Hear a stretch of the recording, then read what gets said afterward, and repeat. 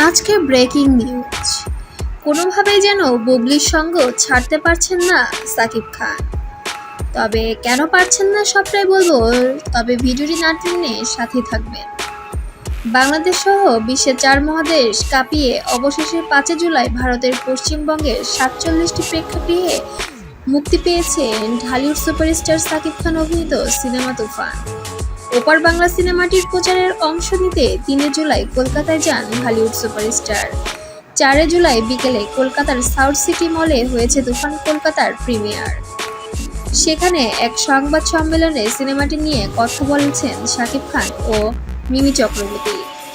সংবাদ সম্মেলনে একজন সংবাদকর্মী ঢালিউড সুপারস্টারের কাছে জানতে চান চিত্রনায়িকা শবনম বুবলি সিনেমাটি দেখেছেন কিনা, দেখে থাকলে রিয়াকশন কী ছিল।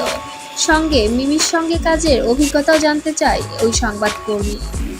তবে সাকিব খান যেন বিরক্তই হয়ে পড়েছিলেন এই প্রশ্নটা করায়। ওই সংবাদকর্মীকে সে উল্টা জবাব দিয়েছিল যে কে দেখেছে না দেখেছে সেটা আমি জানি না, তবে আপনারা কাজের প্রসঙ্গতেও প্রশ্ন করুন, শুধু শুধু পরিস্থিতিতে বিব্রত করবেন না। এই বলে সাংবাদিকের উপরে বেশ চড়াও হয়ে পড়ে সাকিব খান। এতে স্পষ্ট বোঝাই যায় সে বুবলির নামটাও যেন শুনতে চায় না। তার কোনো কিছুতেই যেন বুবলিকে ছেড়ে কেউ কথা বলছে না, সবকিছুর মাঝখানে তার সঙ্গে যেন বুবলিকে জড়িয়ে ফেলছে।